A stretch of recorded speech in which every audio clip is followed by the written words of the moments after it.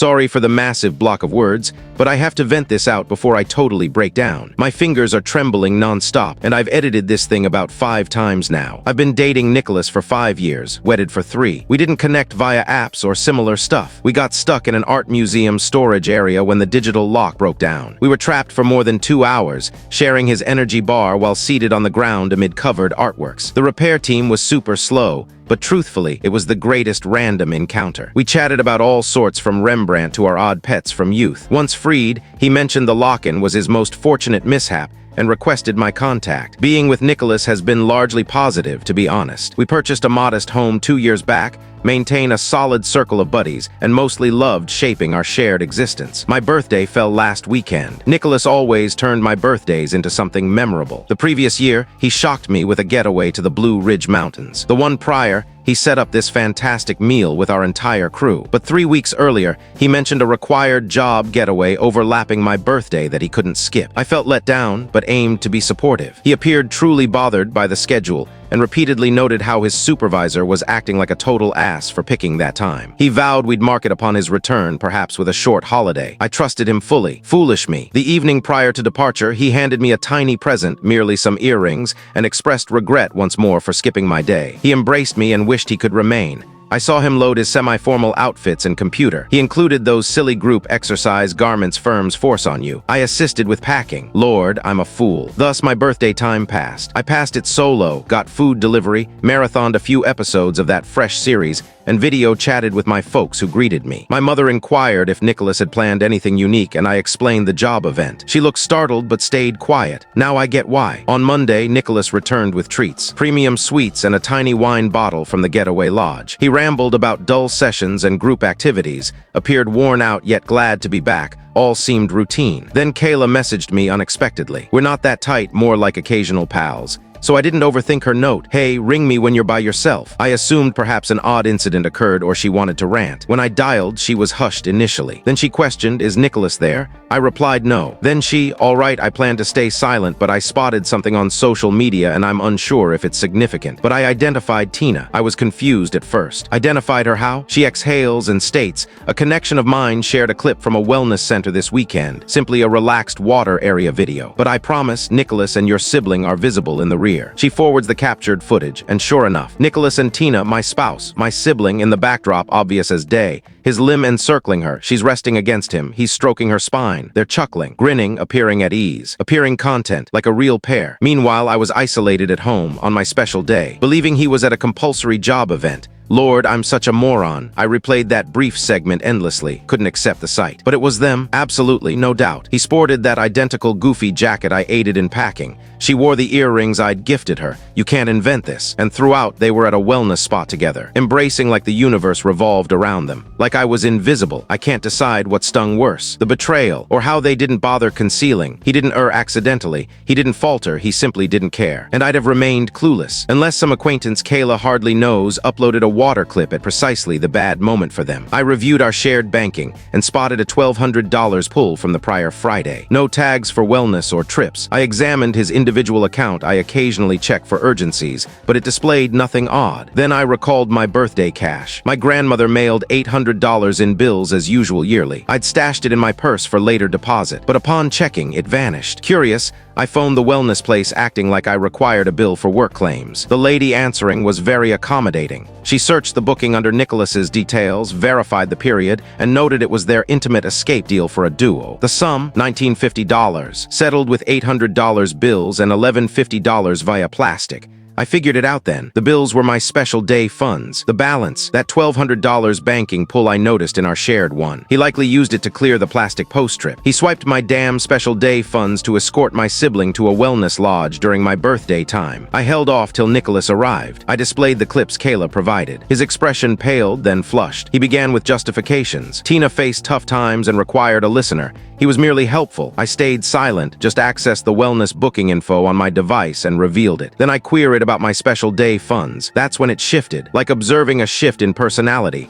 His look toughened, and he confessed to grabbing the funds, confessed all. He and Tina had been involved for months. Then he chuckled as I began weeping, and stated I never earned a present regardless. And at minimum, Tina understands pleasing a guy. I headed to our sleeping area and shut the entrance firmly. I overheard him dialing afterward, likely alerting Tina I knew. That was 3 days prior. I haven't uttered to him since. He's attempted dialogue, alternating between furious protection and lame regrets. This morning he departed for his job as if all's fine, but snatched his coat harshly when I ignored his farewell. I haven't contacted my folks or faced Tina. I haven't shared with anyone but this forum. It seems like I'm navigating another's existence currently. The element that loops in my mind isn't the liaison. It's him swiping my special day funds for their loving escape. Who acts that way? When I ponder it, my fingers tremble anew, and I crave hurling an object. Yesterday evening, I was searching separation attorneys at 3 a.m. I've begun capturing images of all. The banking pulls, the lodge verification, the images, honestly. I lack direction on next steps. Should I face my sibling, chat with my folks, toss his belongings outside? Apologies for the extra lengthy entry. I suppose I required an ear. Grateful for perusing if you reached here. Any guidance welcome, particularly from those who have endured similar. Initial revision. Hey, me once more.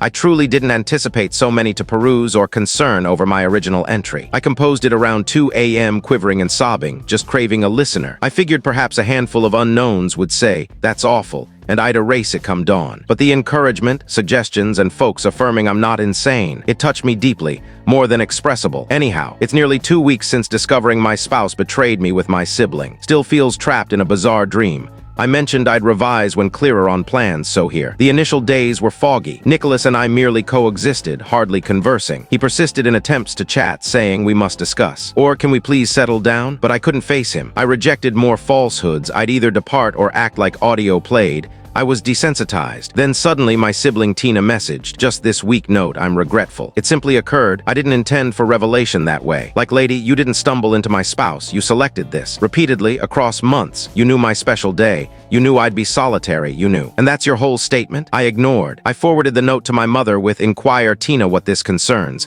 I couldn't manage full explanation yet, but I knew mother would press for truths. And boy, she did. Under an hour, my device buzzed constantly. My mother, my father, unanswered rings, messages, recordings. I allowed it to linger, then eventually responded. My mother was weeping upon pickup. She stated she'd rung Tina, and Tina owned up to all. That it persisted a while and they developed emotions. I verified, shared about the pics, the lodge proof, the funds, everything. My mother paused briefly, then asked if she should visit. I declined. I required duration. My father rang next. That struck deeper. He scarcely spoke, just checked if I was secure, if I needed funds, anything. His tone broke midway and I commenced bawling. I hadn't wept all day, but hearing father's sound shattered just crushed me. A few hours on, our kin message group exploded. Tina informed all, attempted to frame it as a sorrowful romance. We resisted it, and we didn't aim to wound anyone. Robert, our elder brother, utterly demolished her, labeled her unrealistic and self-centered. Mother dispatched like 6 astonished icons and zilch more. Father expressed deep disappointment. I silenced the group. I couldn't manage further mood swings. Anyhow, then I resolved to organize myself. I contacted a pal at our financial institution and informed her gently that matters were unstable and I needed financial clarity. She aided in reviewing our profiles, and that's when I grasped the wellness escape was merely the surface. Nicholas had been sly for months. Minor pulls labeled as food buys, but no fresh items appeared in storage. Job trips mismatched his real schedule. Turns out he possessed 3 charge accounts unknown to me, all his alone. And on 2, he listed me as extra holder,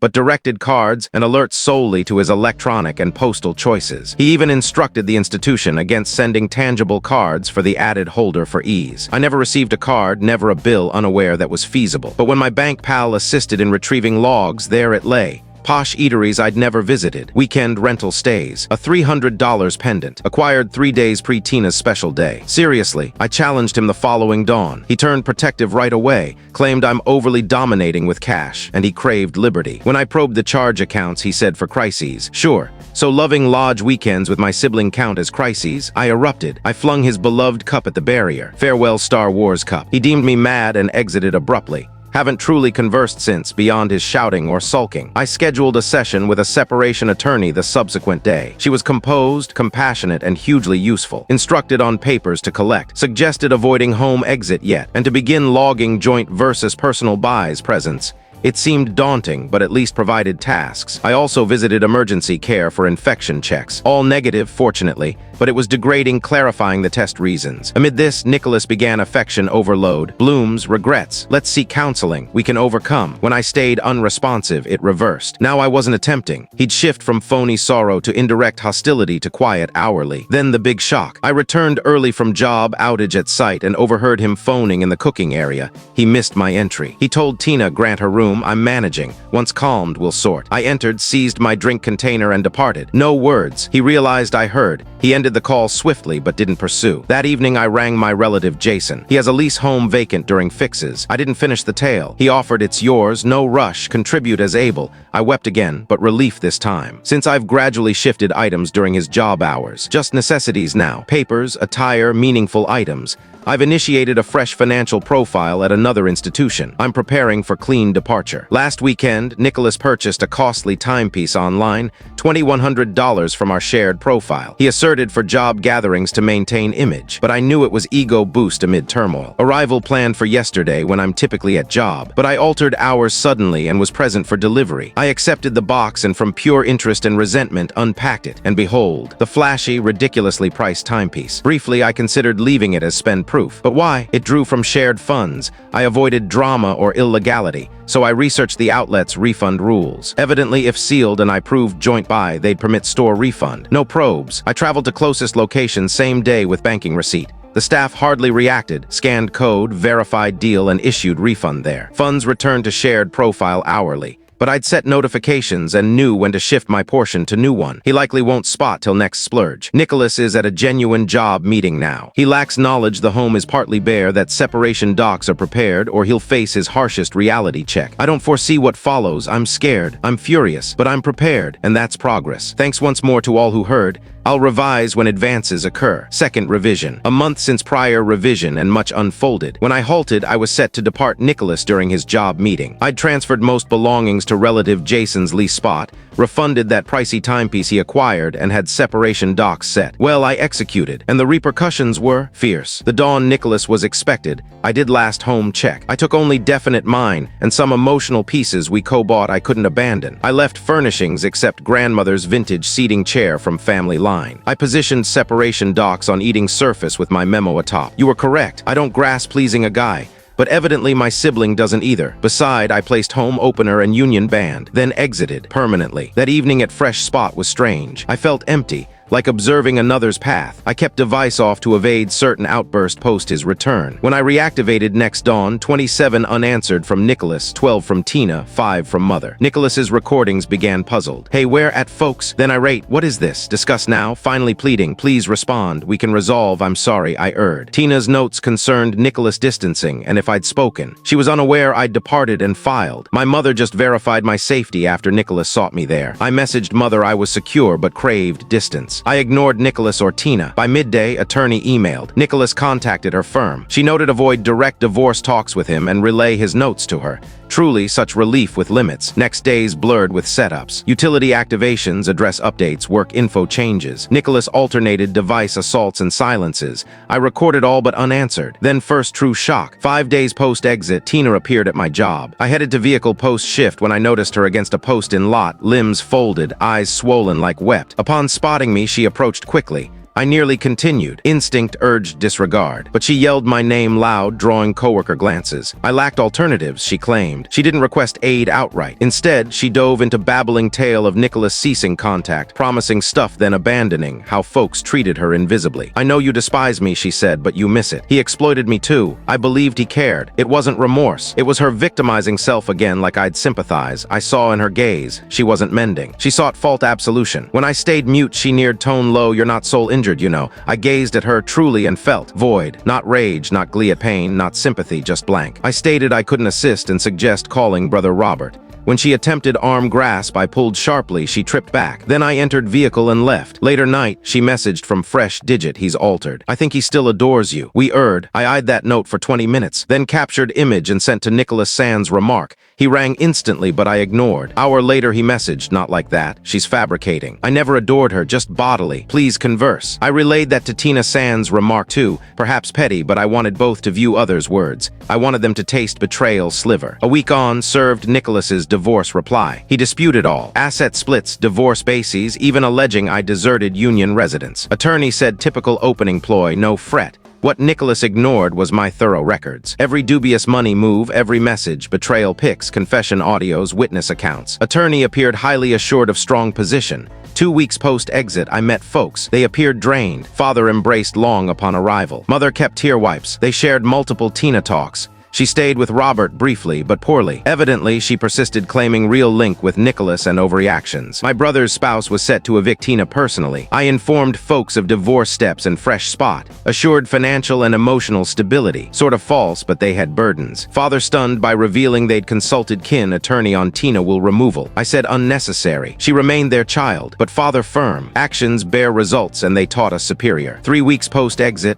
via attorney learned Nicholas pulled large from shared savings, around $7,000. Fortunately, I'd shifted my bulk to new, but still invasive. Attorney promptly sought asset freeze and temp money rulings. Court set next week, but 2 days Nicholas's attorney reached mine. Abruptly negotiate. No trial, no battle. He'd accept my asset plan if I kept divorce cause private over naming betrayal. Attorney suggested good offer. I'd gain desired funds sans prolonged fight. But odd vibe. Why sudden shift? Why public record worry? I requested think time. That night text from unknown, Tina via pal's device. Nicholas's superior learned of us. He's troubled at job. Please avoid worsening. There. Nicholas's firm had strict personal behavior rules, especially his role. If divorce named betrayal details, job impact. Hence settle urge. I informed attorney I'd accept with ad. Nicholas covers all legal costs, mine included. His attorney bargain we discussed, settled on 80% cost cover. Doc signed next week. Yesterday marked first tear-free day, not one. I worked, lunched with colleague, returned, cooked, viewed programs, slept. Ordinary acts, tiny acts, but triumph-like. This dawn awoke to 15 unanswered from Tina's unknown digit. Haven't heard recordings.